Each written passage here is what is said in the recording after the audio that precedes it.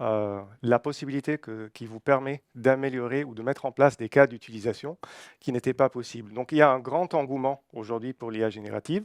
Cet engouement, il vient avec des défis de contraintes, d'opérationnalisation, de sécurité, de coûts. Donc aujourd'hui, on va vous parler comment de faire d'une façon simple pour adopter l'IA générative. Bonjour à toutes et à tous, je m'appelle Ronnie, je suis CSM Lead en France. Avec mes équipes, nous aidons nos clients à accélérer leur transformation numérique grâce au cloud et je suis accompagné par mon collègue Abderrahim. Bonjour à toutes et bonjour à tous. Très content d'être parmi vous pour l'animation de cette session autour de l'IA génératif. Je m'appelle Abderrahim Benaza, je suis architecte de solutions chez AWS depuis maintenant 4 ans et demi. Je travaille principalement avec des institutions financières, notamment des banques, et je les aide à se transformer grâce au cloud. Je me concentre principalement sur le sujet technique et technologique. Merci Abderrahim, à tout à l'heure. À tout à l'heure. Alors, avant de commencer, je souhaite vous expliquer pourquoi on a choisi cette solution. Si on fait un sondage rapide, à main levée, combien d'entre vous sont en mode pilote, ou ils sont en train d'expérimenter l'IA générative? OK. Maintenant, combien d'entre vous sont rentrés en production? Eh bien, c'est exactement ce qu'on a constaté dans la dernière étude que Gartner a faite. Donc, quand on regarde en mai 2023, on avait 14% de nos clients qui étaient en mode pilote, 5% en production. Et puis en octobre, presque 6 mois plus tard, on est à 45% de nos clients qui sont en mode pilote et 10% en mode production. Donc, en fait, ça démontre deux choses. Que la première chose, il y a un engouement pour cette technologie parce qu'elle permet d'atteindre, de réaliser des use cases ou des cas d'utilisation qui n'étaient pas possibles avant. Mais également, il y a un certain nombre de contraintes et de défis. Donc, c'est pourquoi aujourd'hui, on a mis en place cette session pour vous parler de méthodes simples qui vont vous permettre d'adopter l'IA générative avec des réductions de coûts, de la sécurité et peut-être pas besoin de connaître le code ou de savoir coder ou de connaître la science de l'IA générative pour pouvoir réaliser vos cas d'utilisation. Alors, pour réussir l'adoption de l'IA générative, il vous faut trois choses. Il vous faut connaître les avantages ainsi que les défis de cette technologie, de cette nouvelle technologie. La deuxième chose, il faudra que vous puissiez mettre en œuvre facilement des cas d'utilisation qui permettent à votre entreprise d'être plus compétitive, plus innovante. Donc là, on a une technologie qui va directement aider votre métier ou votre line of business à atteindre ou à réaliser des cas d'utilisation pour atteindre un objectif de compétitivité, tout en utilisant d'une façon très sécurisée vos données. Et la troisième chose, il faudra savoir utiliser cette nouvelle technologie d'une façon responsable. Alors, si on parle un petit peu de l'IA générative, les algorithmes traditionnels, ils vont reconnaître des données, ils apprennent de ces modèles et ils font des prédictions. L'IA générative, elle, pas seulement elle va reconnaître un modèle pour faire des prédictions, mais elle va également pouvoir générer du contenu créatif. Ce contenu, il peut être comme la génération de texte, la sommarisation, le résumé de texte, ça peut être également la création d'images, de vidéos. Ça peut vous aider également à vous générer du code ou à améliorer un code pour vos développeurs. Et en fait, cette technologie s'appuie sur un modèle d'apprentissage automatique, ou ce qu'on appelle le machine learning, qui a été formé sur une très grande quantité de données non étiquetées et qui permet de faire des tâches qui sont assez généralisées. On appelle ces modèles les modèles de fondation. Donc un modèle de fondation, c'est un modèle qui a été entraîné sur une grande quantité de données non étiquetées et qui peut faire des tâches, toutes sortes de tâches variées et généralisées. Donc à ce stade, le modèle, il est généralisé. On appelle ça un foundation model ou un modèle de fondation. Il existe un autre modèle ou un sous-ensemble des modèles de fondation qui s'appelle les LLM ou les Large Language Models, qui sont des modèles, eux, contrairement aux modèles de fondation, ils sont spécialisés. Donc, par exemple, vous allez avoir un LLM qui est spécialisé dans le texte. Cet LLM, il va vous permettre de résumer du texte, de créer des articles, de faire un chatbot conversationnel, etc. Donc, voilà un petit peu les termes génériques que vous avez par rapport à l'IA générative. Alors, maintenant, on va aborder les défis. Mais avant d'aborder les défis, on va un petit peu parler de comment un LLM ou l'IA générative fonctionne. Pour pouvoir faire une prédiction, un modèle LLM, il va créer un certain score de probabilité pour prédire le prochain mot, mais qui est basé sur le contexte. Donc ça, c'est toute la différence entre les LLM et ce qu'on appelle avant les réseaux neuronaux récurrents, qui utilisaient moins bien le contexte. Donc toute la nouveauté a démarré en 2017 avec la prise en compte du contexte et la création des modèles transformers ou transformer modèles qui a donné naissance au LLM. Donc ce qu'il faut retenir, c'est qu'un LLM, il est capable de générer ou de faire une prédiction grâce à l'utilisation d'un contexte. Okay. Maintenant, en l'apparence, ça a l'air très simple, c'est-à-dire je fais un score de probabilité, je fais un contexte, mais le premier problème, le premier défi, c'est la précision. Et en fait, en l'apparence, le texte, il a l'air correct, mais sémantiquement, vous pouvez avoir un texte qui n'est pas cohérent. On appelle ça le problème d'hallucination. D'accord ? Vous avez peut-être entendu parler. Le deuxième défi auquel nos clients sont confrontés dans l'adoption de l'IA générative, c'est le manque de compétences. Ça va tellement vite depuis mai 2023 qu'aujourd'hui, les entreprises ne retrouvent pas les compétences en interne, donc ils ont besoin d'aller chercher à l'externe. Et à l'externe aussi, le marché est très tendu. Donc, pour pouvoir créer des cas d'utilisation et adopter l'IA générative, il faut des moyens simples d'expérimentation avec l'IA générative sans avoir besoin de connaître la science de l'IA générative ou le développement ou du code de l'IA générative. Et le troisième défi, c'est les coûts. Et donc la question que se posent nos clients, est-ce que combien ça va me coûter pour pouvoir adopter cette technologie? Est-ce que ça va rentabiliser mon business case? Est-ce que grâce à l'IA générative et au cloud, je vais aller encore plus loin dans la réduction des coûts, dans la productivité? Donc combien ça va me coûter pour adopter cette technologie? Donc on va voir aujourd'hui, avec Abderrahim, on va vous expliquer de moyens très simples et de méthodologies simples qui vont vous permettre d'adopter l'IA générative sans avoir besoin du code, mais d'une façon sécurisée. Alors, il existe 3 types ou 3 façons de consommer l'IA générative. Donc, on peut consommer de l'IA générative avec des modèles de fondation ou des LLM dont je vous ai parlé qui sont existants, qui ont été développés par quelqu'un. On peut affiner ces modèles avec un pré-entraînement pour les rendre plus adaptés à vos propres métiers et donc cas d'utilisation métier. Et vous pouvez également produire des modèles from scratch, c'est-à-dire vous pouvez créer un LLM et l'entraîner à partir de zéro. Donc avec AWS, aujourd'hui, vous avez la possibilité d'effectuer les 3. Mais ce que je vous propose, c'est qu'aujourd'hui, on se concentre uniquement sur comment consommer des modèles qui sont déjà été prédéfinis. Alors, maintenant qu'on a vu comment fonctionnent quels sont les avantages et à peu près comment fonctionne un foundation model ou un LLM, ce qu'on vous propose avec Abderrahim, c'est de passer beaucoup de temps à parler de cas d'utilisation et comment utiliser ces cas d'utilisation avec vos propres données d'une façon sécurisée. Alors, la première chose qu'il faudra faire quand vous allez vous réunir avec vos équipes en entreprise et surtout avec vos équipes métiers, c'est de se dire par où je commence. Donc la première chose qu'il faudra faire, c'est qu'il faudra regarder quels sont les cas d'utilisation par industrie qui sont sur étagère. Donc si vous flashez par exemple ce QR code qui est à l'écran, ça va vous permettre de tomber sur des cas d'utilisation qui ont été classifiés par AWS et par industrie. Donc ça, c'est la première étape. Je prends connaissance de ce qui existe déjà. La deuxième chose, une fois que vous avez fait ça, il vous faut une plateforme à l'échelle de l'entreprise qui est facilement utilisable, sécurisée et qui peut scaler, qui va permettre à vos data scientists, à vos responsables métiers, à vos dirigeants, à vos développeurs d'expérimenter d'une façon sans code pour pouvoir créer des cas d'utilisation ou expérimenter avec des cas d'utilisation qui sont spécifiques pour votre métier. Donc ça, c'est la deuxième étape. Et ce qui va se passer, vous allez vous rendre compte que vous allez avoir une liste très importante de cas d'utilisation. Et la question qui va se poser, c'est par quoi je commence?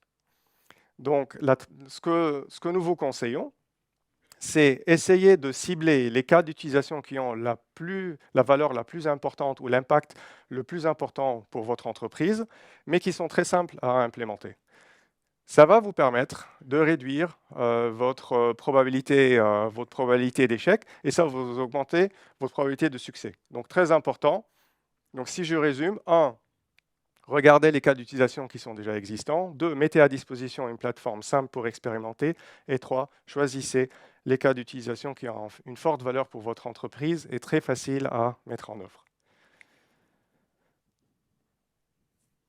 Alors, voici un exemple d'une société qui s'appelle Thomson Reuters, qui a mis en place, grâce à AWS, une plateforme à l'échelle de l'entreprise qui est sécurisée et fiable et qui a permis à ses équipes diverses et variées de collaborer ensemble pour créer des cas d'utilisation. Si vous flashez le code, là, par exemple, vous allez tomber sur ce cas d'utilisation. Alors, comment faire? Avec Amazon SageMaker Canvas, vous avez la possibilité de mettre en place une plateforme collaborative à l'échelle de l'entreprise et sécurisée. Donc, ce qui va se passer, c'est vous allez pouvoir mettre en place une interface web très facilement. Et cette interface va vous permettre de donner la possibilité de sélectionner un modèle de fondation. Tout à l'heure, je vous ai parlé des LLM. Il y en a plusieurs. Il y en a ceux qui sont spécialisés dans l'image, dans la vidéo, dans le code, dans le texte. Donc, vous allez choisir votre LLM en fonction des cas d'utilisation que vous êtes en train de mettre en place. Vous allez avoir un accès sécurisé à votre compte grâce à la sécurité AWS qui est intégrée. Et vous allez pouvoir expérimenter à bas coût parce que vous allez bénéficier du modèle consommation à la demande, où c'est le pay as you go. Donc, vous ne payez que pour le temps ou les services que vous avez utilisés. Donc, ça va réduire votre facture en termes d'expérimentation. Alors, je vous ai dit tout à l'heure, donc vous avez la possibilité de choisir votre LLM. Sachez qu'il y a deux types. Il y a les types privés et publics. Les types privés sont ceux qui sont payants, donc ils ont été mis en place sur le marché par des entreprises spécialisées. Généralement, c'est des modèles qui sont très précis, mais également coûteux. Et vous avez les modèles qui sont publics, qui, eux, offrent un paramétrage plus complet en termes de contrôle sur les données du modèle. Et donc, choisissez bien votre LLM en fonction des cas d'utilisation que vous souhaitez expérimenter. Alors, nous arrivons maintenant au cœur de la session qu'on va dérouler durant cette session. Donc, il existe 4 types de cas d'utilisation qu'on va vous démontrer. La créativité, l'amélioration de l'expérience, l'automatisation de process et la productivité. Et ce qu'on va faire avec Abderrahim, on va essayer à chaque fois de se mettre à la place d'un personnage dans l'entreprise qui a un problème, qu'on va essayer de l'aider à le résoudre grâce à l'IA générative. Alors, commençons par la créativité. Dans le chapitre de la créativité, on identifie 2 types de cas d'utilisation. Il y a la génération de contenu et il y a l'enrichissement de contenu. Alors, dans le premier cas, on va commencer par la génération de contenu. On va se dire, on est à la place dans une entreprise de commerce de détail en ligne. Donc, c'est un site web qui vend des produits en ligne. Et dans ce cas d'utilisation, on va se mettre à la place d'une personne qui est le rédacteur du contenu marketing. Donc, cette personne, ce qu'elle doit faire, c'est rédiger des résumés de produits, on va dire des centaines, voire des milliers de produits qu'il va mettre ou qu'elle va mettre en ligne sur sa plateforme de détail en ligne.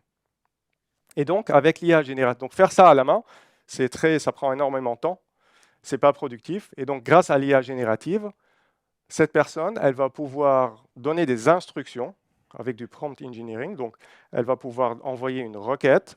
Avec le produit, il s'agit d'une montre intelligente avec des mots-clés comme la surveillance de la santé, notification, et puis une tâche. La tâche, c'est rédiger un résumé. Et donc, en un clic, l'IA générative va pouvoir retourner la réponse. Et ça, pour automatiser sur 1000 produits, 2000 produits, c'est assez facile. C'est assez facile et c'est super productif pour la personne qui est en train de faire ce travail. Alors, comment le faire? Pour pouvoir faire ça, il faudra une plateforme qui puisse être accessible via une requête API.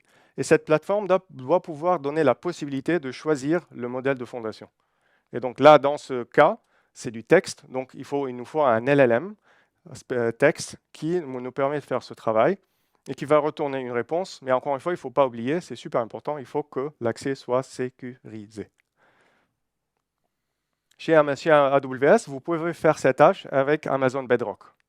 Donc Amazon Bedrock, c'est un service managé, intégré, qui vous permet d'une façon sécurisée d'avoir accès et d'avoir accès via un API à différents types de modèles qui sont fournis par des fournisseurs privés ou publics. Par exemple, ici, on a Anthropic, Meta, AI21 Lab, etc., ou Amazon.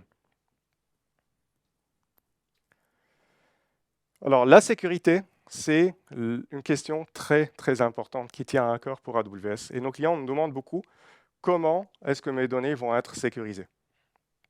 Et donc, avec Amazon Bedrock, la sécurité, c'est au centre de nos services. On n'utilise jamais les données pour entraîner un modèle. Vos données ne sont jamais utilisées ou partagées avec un fournisseur tiers de LLM. Vous pouvez avoir accès à une interface sécurisée via l'API Bedrock pour pouvoir créer vos applications. Et ces applications, elles sont compatibles avec les normes de conformité comme le RGPD et le HIPAA. Maintenant, on va essayer d'enrichir le contenu. Donc, on va se mettre à la place d'un commercial qui va utiliser les résumés de produits que le responsable marketing a fait pour rajouter des informations de pricing par-dessus et pour pouvoir faire des promotions. Et donc, on a 3 bases de données. On a la résumé de produits qui a été créé par le responsable marketing. On a des données de pricing et on a les données promotionnelles qui vont être utilisées pour enrichir ce résumé. Encore une fois, faire ceci à la main, c'est très compliqué quand on veut faire 1000 produits et plus. Et donc, ce qui va se passer, c'est que le commercial va demander de rajouter des informations sur les prix. Et donc, en un clic, on va avoir le résumé qui a été créé avant, mais qui a été enrichi par des informations de pricing.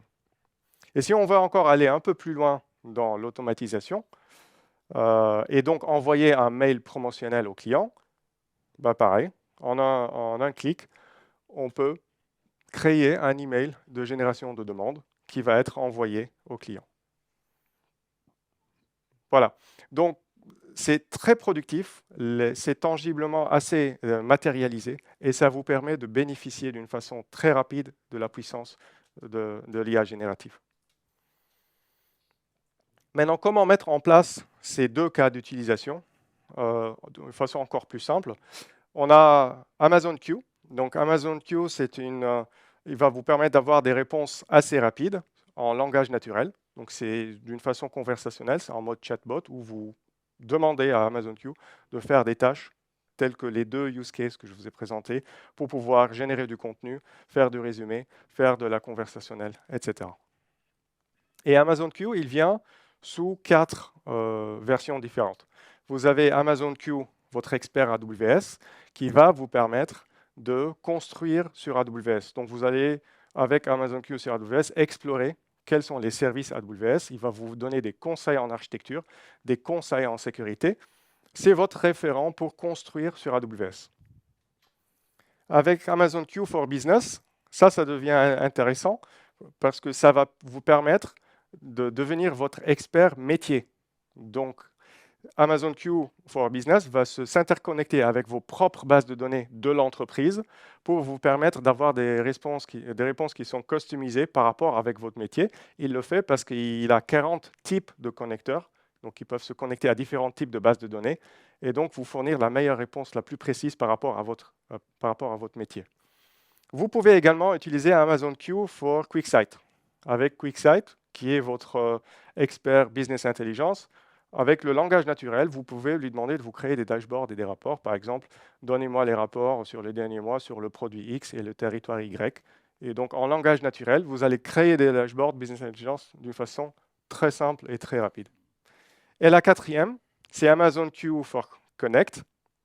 C'est votre expert qui va vous aider, qui va aider vos agents dans les centres d'appel. Donc, il va leur fournir des réponses en temps réel sur des expertises qui vont leur permettre de répondre ou de mieux répondre ou de façon plus rapide à leurs clients au niveau du centre d'appel.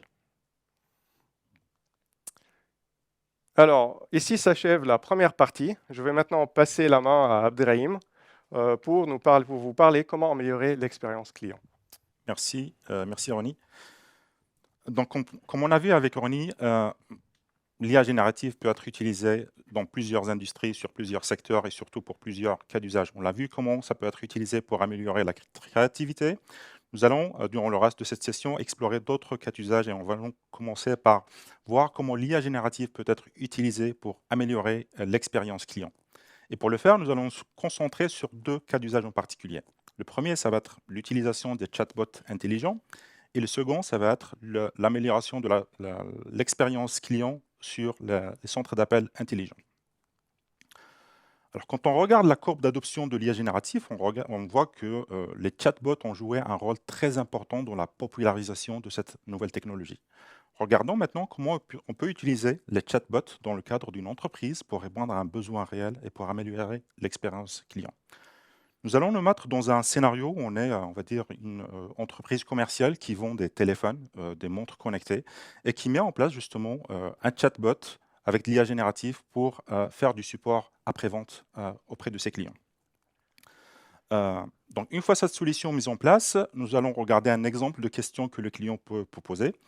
Dans notre cas, notre client a une difficulté à faire fonctionner sa montre connectée. En fait, il n'arrive pas à la faire connecter avec son téléphone. Donc, il pose la question à l'assistant virtuel, le chatbot. Et le chatbot va lui proposer deux solutions ou deux pistes pour régler ce problème. La première piste, ça va être de vérifier que le Bluetooth est bien activé sur le téléphone et sur la montre connectée. Et la deuxième recommandation, c'est de vérifier la distance entre le téléphone et la montre pour que le Bluetooth marche. Et à première vue, on peut considérer que ce sont effectivement des bonnes réponses. Maintenant, est-ce que ça aide vraiment notre client à résoudre son problème? L'autre question qu'on pourrait se poser, c'est est-ce qu'un humain aurait répondu de la même manière? Probablement pas. Un humain, en fait, il aurait surtout cherché à mieux comprendre la situation, mieux comprendre le contexte. Un humain, il aurait posé la question sur, en fait, de quel modèle de montre il s'agit, de quelle marque, est-ce que surtout il y a un message d'erreur en particulier qui s'affiche, ainsi de suite. Et c'est là où on peut commencer à avoir un décalage entre la réponse qui est fournie, qui est dans l'absolu correcte, mais en fait, qui ne répond pas réellement aux besoins du client. On parle alors de l'hallucination. Et donc, pour aider notre assistant virtuel, notre chatbot, à réduire le risque et l'importance de cette hallucination, on va venir compléter sa base de connaissances déjà très large. On va la compléter par une source de connaissances externe qui va lui fournir un contexte plus pertinent. Dans notre cas, pour aider notre client, on va fournir à notre chatbot intelligent une source additionnelle qui est sous forme de guide de dépannage. Et donc, avec ce guide de dépannage, il va mieux comprendre comment analyser les situations dans ce contexte-là et mieux répondre aux clients. Et donc, avec ce contexte-là, il va pouvoir répondre différemment. Dans ce cas-là, il sait que connaître la marque de la montre et le modèle de la montre est important pour répondre à ce client. Ce qu'on vient de faire, en fait, le fait de compléter la base de connaissances d'un modèle avec un contexte externe s'appelle faire du RAG, la génération argumentée de récupération. Et à main levée, combien d'entre vous ont déjà entendu parler du RAG ou l'ont déjà utilisé? Très bien, super. Donc on va aller un peu plus dans le détail pour expliquer comment ça fonctionne le RAG et on va surtout voir comment on peut le simplifier. En fait, le RAG consiste à ajouter une couche intermédiaire entre le client et notre modèle de fondation. Ça peut fonctionner comme un orchestrateur qui va récupérer la question du client. Avec cette question, il va chercher dans un dépôt intermédiaire un contexte plus précis et il va combiner les deux, la question du client avec le contexte qu'il vient de récupérer, fournir l'ensemble à notre modèle de fondation pour lui fournir un contexte d'intervention. Le dépôt intermédiaire, en réalité, c'est notre catalogue de dépannage. Et technologiquement, il s'agit d'une base de données vecteur. Alors, la question qu'on pourrait se poser, c'est pourquoi une base de données vecteur? C'est tout simplement parce que les algorithmes d'intelligence artificielle fonctionnent mieux avec des chiffres et des nombres qu'avec des mots. Donc là, c'est la raison pour laquelle on a une base de données vecteur. Comment on va la construire, cette base de données vecteur? En fait, on va prendre le catalogue de dépannage, la source de données, on va l'indexer et l'injecter dans notre base de données vecteur. Et ensuite, on va commencer à itérer là-dessus et c'est de cette manière-là qu'on va intégrer le contexte additionnel et fournir plus d'éléments à notre modèle de fondation. Alors, la question, c'est très bien, mais comment on peut le simplifier encore, ce schéma-là? Est-ce qu'on peut faire mieux et plus facilement? En fait, on peut utiliser des services managés qui vous permettent d'intégrer beaucoup de choses et gérer beaucoup de fonctionnalités nativement avec quelques clics en utilisant des API qui sont déjà sur étagère. Pour le modèle de fondation, on peut utiliser Amazon Bedrock. Et pour la base de données vecteur, on a déjà un service managé, en l'occurrence c'est Amazon OpenSearch Serverless, qui a un moteur de données sous forme de vecteur. En réalité, on peut faire beaucoup plus simple. On peut rendre ce comportement accessible en bout de quelques clics. Parce qu'il ne faut pas oublier qu'on a toujours cet orchestrateur qu'on peut mettre en place soit en développant en interne ses propres solutions, soit en utilisant des solutions open source ou disponibles sur le marché. Mais on a surtout une fonctionnalité de Amazon Bedrock qui vous permettra de gérer toute la chaîne de bout en bout en quelques clics. On parle alors de base de connaissances de Amazon Bedrock. En l'occurrence, c'est Knowledge Base. Et en fait, Knowledge Base va vous permettre de récupérer vos données, le catalogue de dépannage, le déposer sur un service de stockage, en l'occurrence, c'est Amazon S3, et ensuite toute la chaîne, elle est gérée automatiquement pour vous au bout de quelques clics. Donc, il va indexer votre contenu, le stocker dans une base de données vecteur, et ensuite l'utiliser comme contexte pertinent. Et de cette manière, on permet à notre assistant virtuel de répondre non seulement aux questions des clients, mais surtout de le faire d'une manière précise en prenant en considération le contexte. Et surtout, on le fait d'une manière très simple avec des services managés. Regardons maintenant un autre cas d'usage, en l'occurrence le cas d'usage de l'utilisation de l'IA générative dans un contexte de centre d'appel au centre de contexte intelligent. Et pour le faire, on va prendre un rôle de responsable de centre d'appel qui a pour objectif de faire de l'amélioration continue. Donc pour le faire, il a un workflow en particulier qui consiste à prendre les enregistrements des discussions entre les clients et les agents, les transcrire en utilisant des services tels que Amazon Transcribe qui va fournir en sortie l'analyse, le texte de la conversation. Et le rôle de notre responsable, c'est d'analyser cette conversation pour voir s'il y a des améliorations à faire. Il peut le faire manuellement, mais en fait, dans notre cas, on va utiliser l'IA générative pour le faire. Donc, il met en place une solution avec laquelle il va interagir en mode question-réponse. Et dans notre cas, il va lui poser la question par rapport à un appel en particulier pour savoir si notre agent a résolu le problème du client. Dans ce cas particulier, notre client avait du mal à faire démarrer sa montre et donc on n'a pas vraiment réussi à résoudre son problème. Donc, l'assistant est en mesure d'analyser la réponse de l'agent et surtout, on va pouvoir lui poser des questions de type qu'est-ce que l'agent aurait pu améliorer ou faire différemment pour aider le client à résoudre son problème.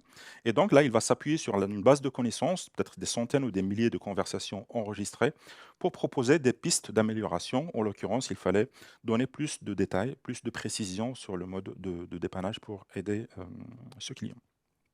Et donc là, on est vraiment dans une démarche d'amélioration continue qui a pour objectif final d'améliorer l'expérience utilisateur. Et pour la mettre en place, on a une solution qui est disponible, que vous pouvez mettre en place directement. Vous pouvez la récupérer directement en utilisant le QR code qui s'affiche sur l'écran.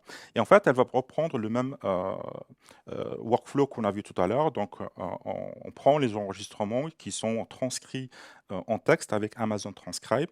Ensuite, ils sont injectés dans Amazon Bedrock. Et par la suite, on peut commencer à interagir avec un assistant virtuel, soit pour lui demander de résumer le texte, soit pour lui poser toutes sortes de questions.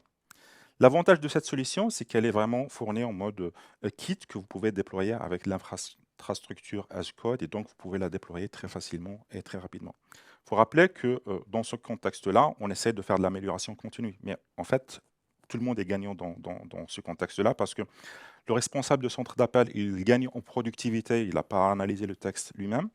Les agents sont coachés de manière continue ou ponctuelle. Et au final, tout cela va se traduire par une amélioration de l'expérience client. On va regarder maintenant une autre catégorie de cas d'usage. On va regarder comment l'IA générative peut être utilisée pour l'automatisation des processus.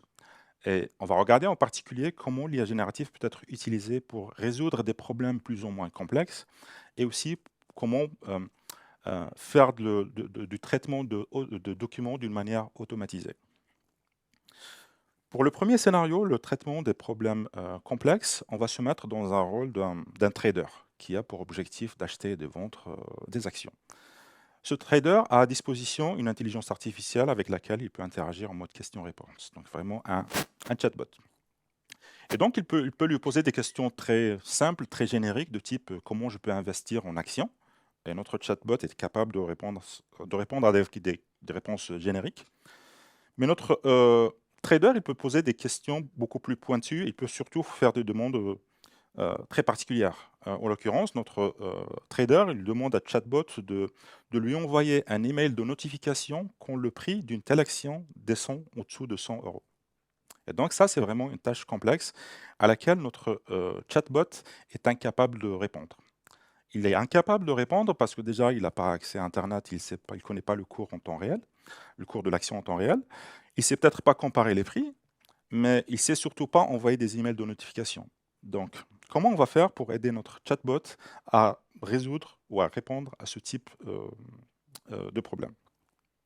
Donc, pour le faire, on va en fait découper le problème en plusieurs sous-tâches. Et pour chaque sous-tâche, on va mettre à disposition de notre chatbot un outil externe qui va faire un traitement en particulier. Et à la fin de ce traitement, il va donner sa réponse au chatbot.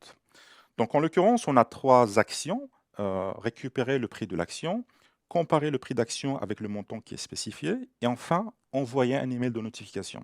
Et donc, face à ces 3 tâches, on va définir 3 outils externes qui vont faire exactement ce traitement. Ils peuvent le faire d'une manière parallèle ou séquentielle, et ensuite, ils vont fournir la réponse à notre modèle de fondation.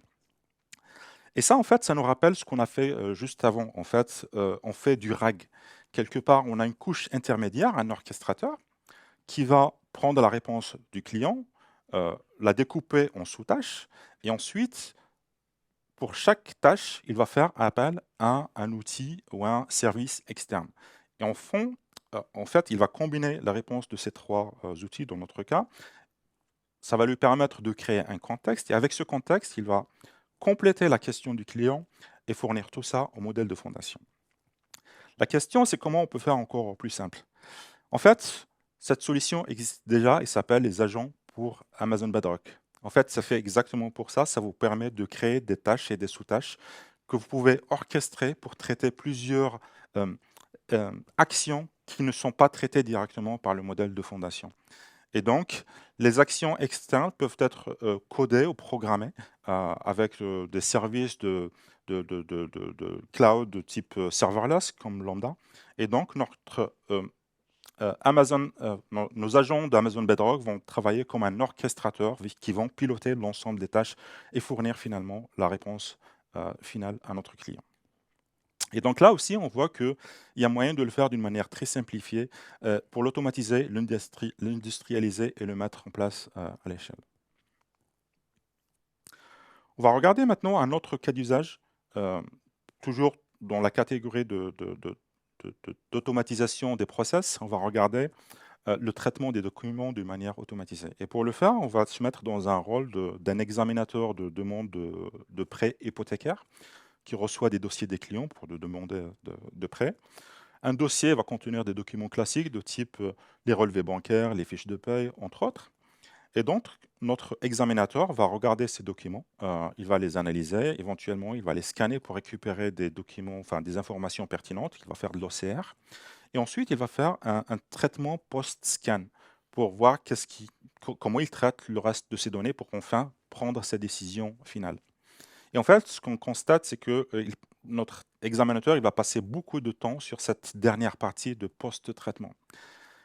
Donc, encore une fois, dans ce scénario, on peut utiliser l'IA générative pour aider notre agent ou notre examinateur à aller beaucoup plus loin, à automatiser les process. Donc, l'IA générative peut être utilisée pour déjà scanner, pour récupérer le contenu des documents directement. Elle peut être utilisée pour faire des récapitulatifs sur le contenu qui a été scanné. On peut faire de l'extraction d'une manière structurée, donc qui va nous permettre d'aller plus loin et plus rapidement dans le traitement de ces données. Et aussi, on peut interagir avec d'une manière très simple avec des questions et des réponses. Encore une fois, la solution, elle est disponible et vous pouvez la déployer et la mettre en place très rapidement avec peu ou quasiment pas de code. Donc, vous avez le QR code qui s'affiche sur l'écran et ça reprend exactement le même workflow. Donc, avec un orchestrateur qui est en l'occurrence AWS Test Step Functions, qui est un service qui vous permet d'orchestrer plusieurs composants, services et de définir un workflow plus ou moins complexe. Et donc, cet orchestrateur, il va piloter 3 services. Le premier, ça va être Amazon Textract, qui va faire de l'extraction de la donnée à partir de documents qu'il va scanner.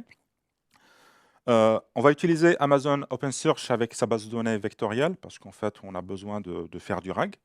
Et enfin, on va fournir l'ensemble des données comme un contexte à Amazon Bedrock. Et finalement, on va pouvoir interagir avec comme ce qu'on a vu auparavant.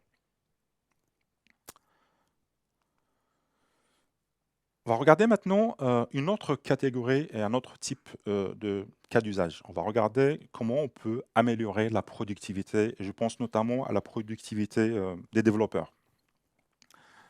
Pour le faire, on va se mettre dans un rôle de chef de département informatique qui a plusieurs équipes informatiques, plusieurs développeurs, des centaines ou des dizaines, organisés par projet, organisés par équipe, et ces équipes travaillent sur différents projets. Ces équipes travaillent également en utilisant différentes technologies, des éditeurs de texte, des langages de programmation, ainsi de suite. Et le rôle de notre manager, c'est de justement aider ces développeurs à améliorer leur productivité. Son objectif, très ambitieux, c'est de diviser le temps de développement par 2. Alors, comment il peut être utilisé l'IA générative dans ce cas? Et en fait, on voit que c'est un cas d'usage très simple et très pertinent de l'utilisation de l'IA générative pour améliorer la productivité de ces développeurs. En l'occurrence, on peut utiliser des services comme Amazon Code Whisperer, qui est une solution basée sur l'intelligence artificielle. C'est une solution managée avec laquelle on peut interagir de manière très simple en utilisant le langage et le vocabulaire humain. Dans notre cas, on lui demande de fournir un code qui permet de parser un fichier CSV et elle nous fait immédiatement une proposition de code. Ça permet de gérer plusieurs langages de programmation et ça fournit des réponses en temps réel. On peut utiliser Amazon Code Whisperer pour analyser le code et identifier les éventuelles failles de sécurité ou vulnérabilités. Code Whisperer va non seulement analyser et identifier les vulnérabilités, mais également il va proposer des pistes de mitigation avec des actions et des suggestions et des recommandations. On peut utiliser également Code Whisperer pour l'analyse de code afin de voir s'il n'y a pas des réplications de code ou des copies de code qui ont été récupérées d'Internet, de repos publics, ainsi de suite. Et l'objectif, c'est d'être sûr qu'on n'a pas de souci de conformité ou de souci de licence en copiant ce type de code. On peut utiliser l'IA générative également pour la génération SQL. Mettons, on est une personne qui vient d'être recrutée, qui a accès à des bases de données. Par contre, elle ne maîtrise pas encore totalement le schéma de ces bases de données et elle a besoin de lancer des requêtes pour obtenir des résultats. On va dire on veut récupérer la liste des top 5 clients en 2022 qui ont fait le plus d'achats sur tel ou tel produit. Et donc, on peut interagir avec notre solution, avec vraiment le langage humain. Et ça va nous fournir une requête bien structurée, syntaxiquement correcte et qui répond exactement à notre besoin. On voit que dans la réponse de notre requête, il y a exactement les éléments qu'il nous faut d'un point de vue champ à récupérer, les jointures, les tables, ainsi que les clauses pour faire des conditions ou autre chose. Ce type de solution est nativement et automatiquement intégré dans, par exemple, Amazon Redshift, qui est une solution managée de data warehousing. Et donc, avec Redshift, on a un éditeur de requêtes qui est fourni nativement. Et en fait, dans cet éditeur, vous pouvez requêter votre base de données directement en utilisant le langage et le vocabulaire humain. Donc là, on peut lui faire une demande avec des phrases en français et en anglais, et ça va nous donner une réponse avec une requête directement SQL. Parfois, on peut faire des demandes ou des demandes de génération de requêtes qui peuvent altérer le contenu de la base de données, des types de requêtes d'édition ou de delete, ainsi de suite. Et donc, par mesure de sécurité, il y a des garde-fous qui sont intégrés pour vous notifier dans le cas où la requête est susceptible de modifier l'état initial de votre base de données. Donc, ça, c'est important comme élément à garder en tête comme solution de sécurité.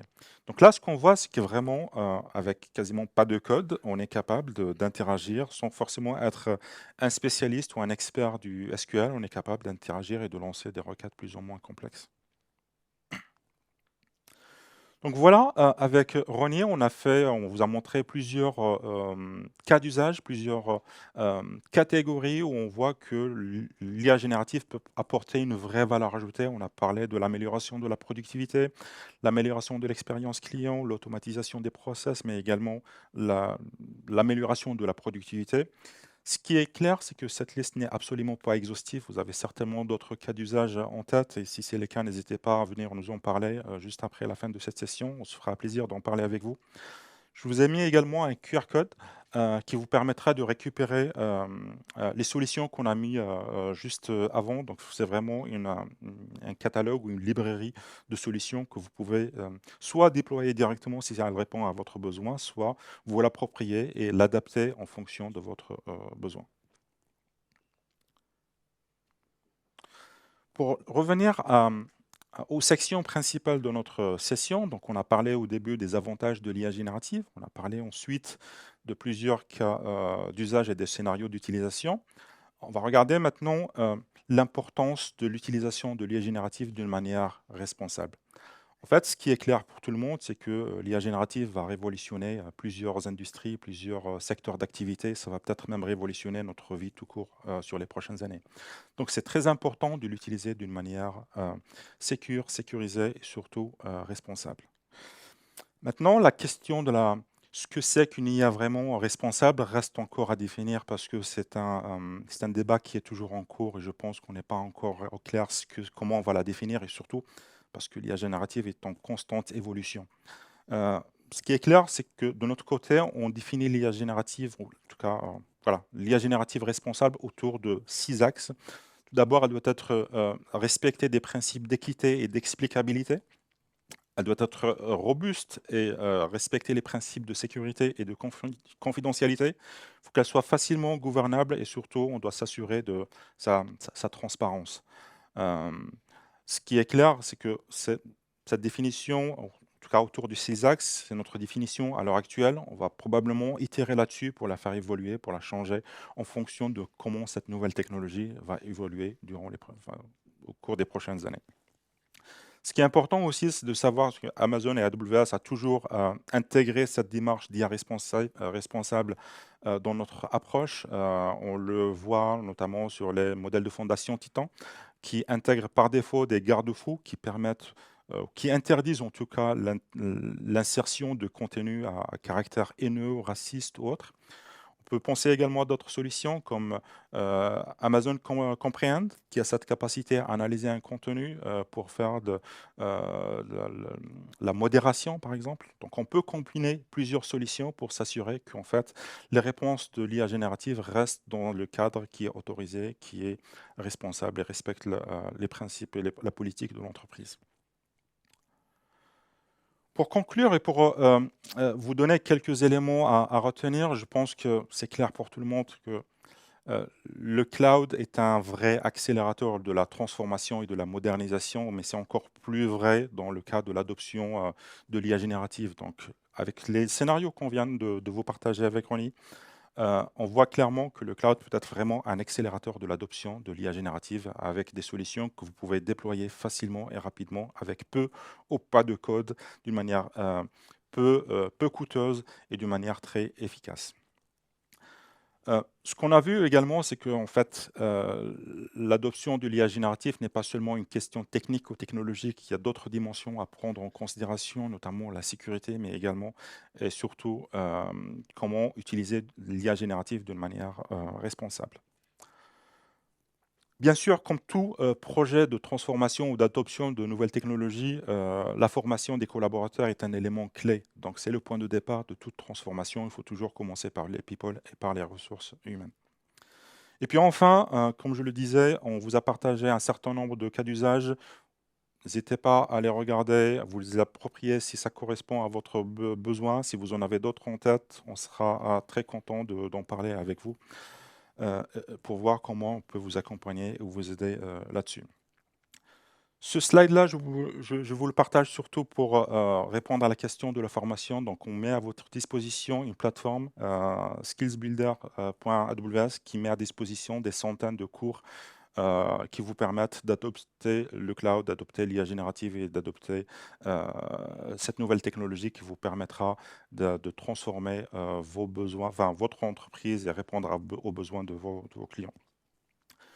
On arrive à la fin de cette session. Je n'ai plus qu'à vous remercier pour votre temps, votre écoute et votre disponibilité. Je vous mets à disposition un QR code pour nous partager vos feedbacks. Si vous avez aimé le contenu de cette session, n'hésitez pas à mettre une note de 5. Si vous avez des commentaires ou des feedbacks, n'hésitez pas à nous les partager également. Merci à vous et peut-être à bientôt.